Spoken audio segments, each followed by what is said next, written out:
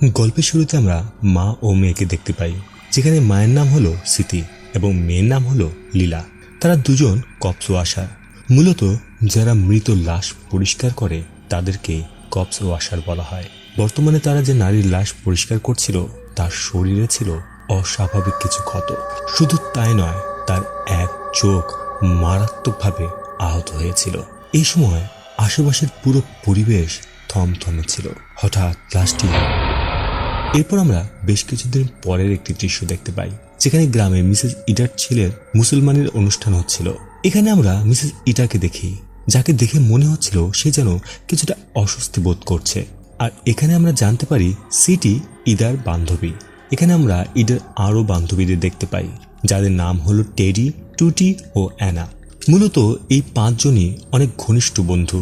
তাদের কথার মাধ্যমে আমরা বুঝতে পারি যে এই সকল বান্ধবীর স্বামী তাদের সাথে থাকে না, শুধুমাত্র টেরি ব্যতীত, কেননা তার এখনো বিয়ে হয়নি। আরো একটা বিষয় হলো টেরি এদের মধ্যে সবচেয়ে বেশি গসিপ করে থাকে। শুধু তাই নয়, মাঝে মধ্যে সে অনেকটা খোঁচা মেরেও কথা বলে। এরপরে আমরা জানতে পারি যে স্মৃতির একটি ছেলেও ছিল, যার নাম হলো আরিফ।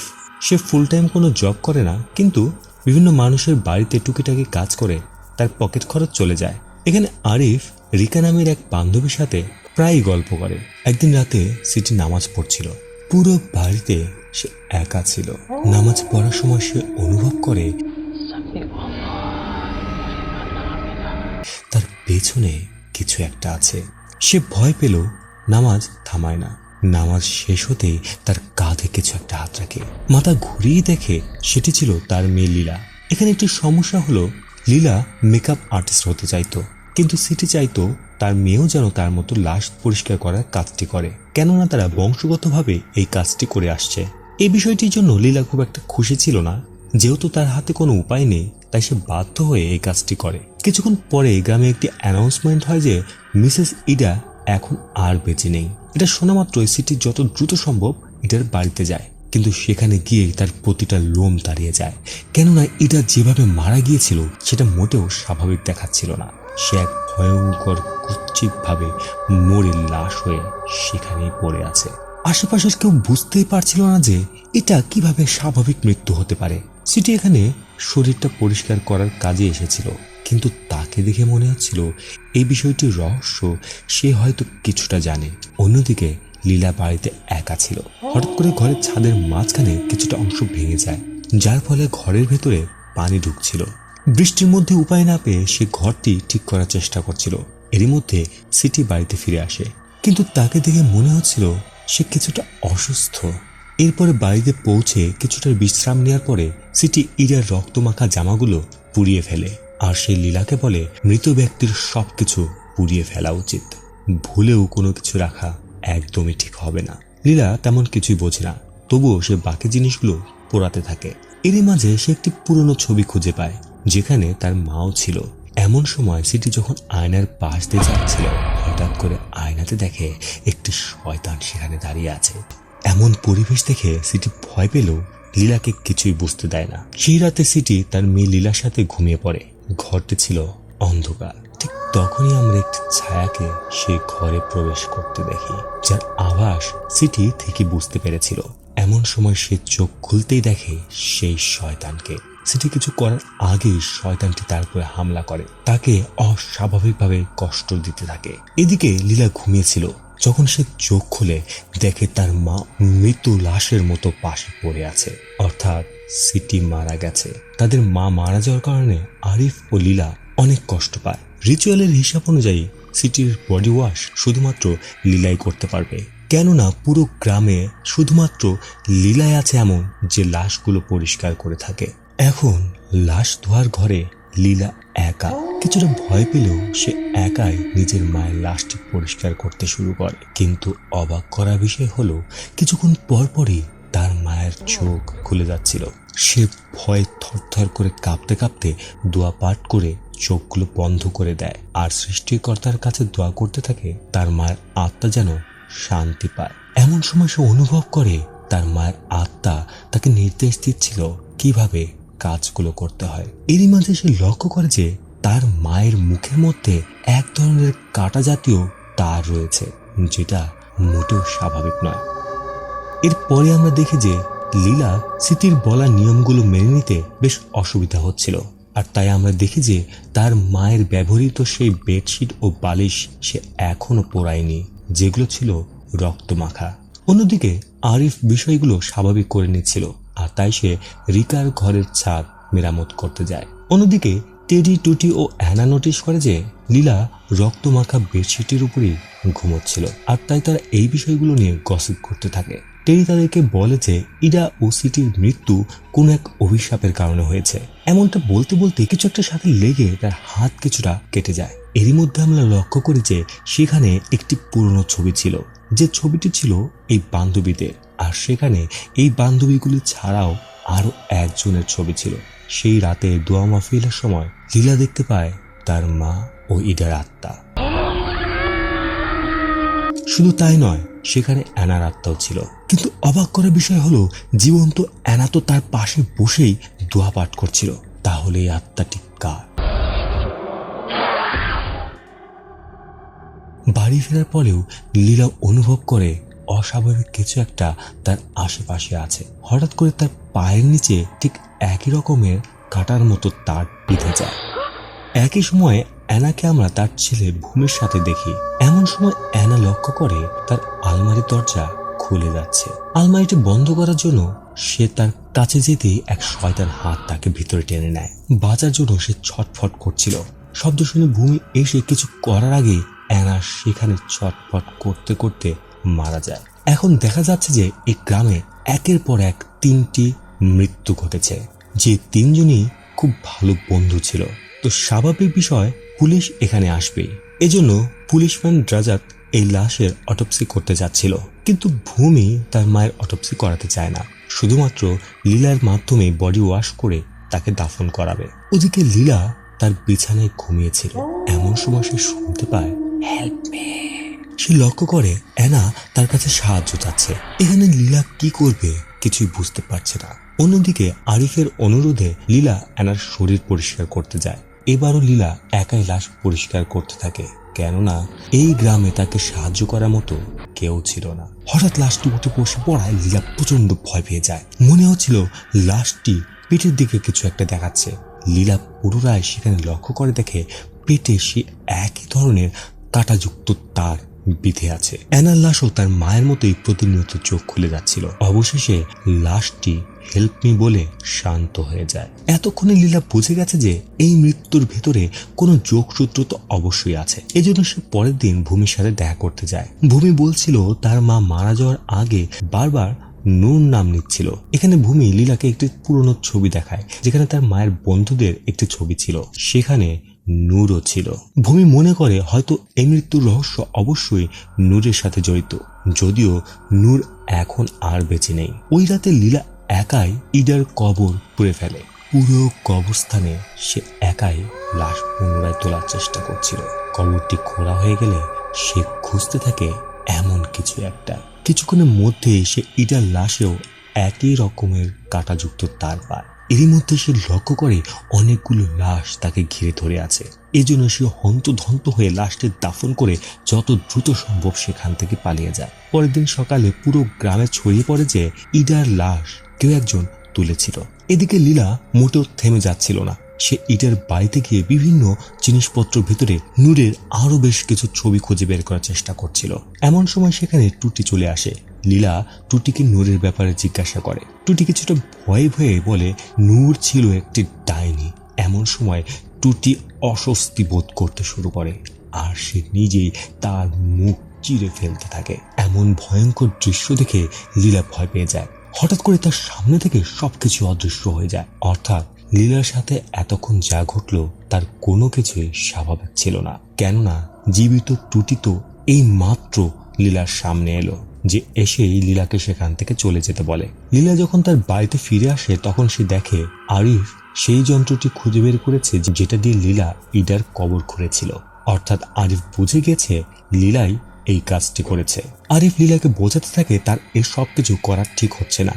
অন্যদিকে লীলা আরিফকে কারাযুক্ত সেই তার দেখিয়ে বোঝাতে থাকে, যে কিভাবে প্রতিটি মৃত্যুর সাথে যোগসূত্র আছে, অর্থাৎ এটা হয়তো কোনো এক অভিশাপ। এদিকে ঘরের বাইরে থেকে টেরি তাদের কথাগুলো কিছুটা শুনে ফেলে, আর কিছুক্ষণের মধ্যেই পুরো গ্রামে সে ছড়িয়ে দেয় যে এই গ্রামের সকল নারীরাই কোনো এক ভয়ানক অভিশাপে অভিশপ্ত, যেটা নূর নামের কোনো এক নারীর কারণে হয়েছে। গ্রামের মহিলারা এটাও বলতে শুরু করে যে অনেক আগে নূর নামের এক বাজে মহিলা ছিল এখানে, যার জন্য বিভিন্ন নারীর স্বামীরা তাদের সাথে সম্পর্ক ত্যাগ করেছে। এই কথাগুলো শুনে রিকা বলে, যদি কোনো স্বামী তার স্ত্রীর সাথে চিট করে তাহলে তো ওই লোকটির দোষ রয়েছে, এখানে ওই মহিলাকে তোমরা দোষ দিচ্ছ কেন? যাই হোক, সেই রাতে লীলা টেরিকে গিয়ে বলে, তুমি পুরো গ্রামে এই অভিশাপের কথা বলে অনেক ভুল করেছো। টেরি লীলার এমন কথা শুনে উল্টো তাকে বকাঝকা করতে থাকে। কিছুক্ষণের মধ্যে তাদের দুজনের ঝগড়া বেঁধে যায়। সে সময় পুলিশ দ্রাজাত এসে তাদেরকে থামিয়ে দেয়। সে তাদেরকে বলে নূর এই গ্রামে অনেক আগে থাকতো, যার একটি মেয়ে ছিল। নূর তো অনেক আগেই মারা গেছে, আর তার মেয়ে হয়তো এখন প্রায় লীলার সমান হবে, তাই এই মৃত্যুর পেছনে নূরের নাম না নিয়ে ভালো। দ্রাজাত লীলাকে বলে যদি তার কাছে এই মৃত্যুর পেছনের কোনো সূত্র থাকে তাহলে সে যেন অবশ্যই দ্রাজাতকে জানায়। দ্রাজাত চলে যাওয়ার পরে টেরি কিছুটা অস্বাভাবিক আচরণ করছিল। দেখে মনে হচ্ছিল তার ভেতরে নূরের আত্মা রয়েছে। আবার কিছুক্ষণের মধ্যেই পরিবর্তিত হয়ে বাকি মৃত সেই বান্ধবীদের আত্মা চলে আসে। নূর বলছিল সকল নারীরা তাদের হাজবেন্ডকে চুরি করার ব্লেম দিয়েছে। অন্য আত্মাগুলো এখনো নূরকে ব্লেম করছিল। সেই আত্মাগুলো নূরকে বারবার বলছিল নূর এমন একটা বাজে নারী যে অন্যদের সংসার ধ্বংস করে বেড়ায়। কিছুক্ষণ এমনটাই ঘটার পরে টেরি পুনরায় তার জ্ঞান ফিরে পায়। এদিকে লীলা যখন বাড়ি ফেরে তখন আরিফ বেশ চিন্তিত ছিল, কেননা লীলা এই বিষয়গুলো নিয়ে একটু বেশি সিরিয়াস হয়ে গিয়েছিল। যেমন সে কাঁটাযুক্ত তারগুলো সংগ্রহ করছিল, নূরের ছবিগুলো বিভিন্ন জায়গা থেকে সংগ্রহ করে নিয়ে এসে সেগুলো টাঙাচ্ছিল। এমনকি তার কাছে আরো অনেক ধরনের সূত্র ছিল। আরিফ লীলাকে বলছিল এগুলি ছেড়ে দাও, কিন্তু লীলা তাকে বারবার বোঝাচ্ছিল তাদের মায়ের মৃত্যু স্বাভাবিকভাবে হয়নি, বরং তাকে মেরে ফেলা হয়েছে। লীলা আরিফকে জিজ্ঞাসা করে তার কি কোনো অধিকার নেই তার মায়ের মৃত্যুর রহস্য খুঁজে বের করা, খুনিকে বের করা। কিছুক্ষণের মধ্যেই ভাই বোন দুজনেই অনেকটা ইমোশনাল হয়ে যায়। এরপরে দুজনেই ঘুমোতে চলে যায়। তখনই আমরা দেখি ছাদের যে অংশ ভেঙেছিল সেখান দিয়ে পুনরায় একটি আত্মা আসে। আত্মাটি ধীরে ধীরে লীলার কাছে আসে।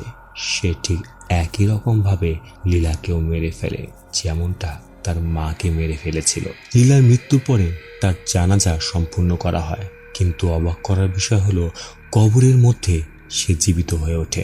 হঠাৎ করেই লীলার চোখ খুলে যায়, অর্থাৎ এতক্ষণ যা ঘটছিল তার সবকিছুই তার কল্পনা। ঘুম ভাঙার সাথে সাথেই লীলা রিকার বাড়িতে ছুটে যায়। সেখানে গিয়ে টাইলসের নিচে লুকিয়ে থাকা কিছু ছবি সে খুঁজে পায়। সেই ছবি ও লেখাগুলো দেখে সে বুঝতে পারে নূরের মেয়ে আর কেউ নয়, সে হলো রিকা। এটা জানা মাত্রই লীলা দ্রুত টেরির বাড়ির দিকে ছুটতে থাকে। এদিকে টুটির কাছে পৌঁছে গেছে নূরের আত্মা।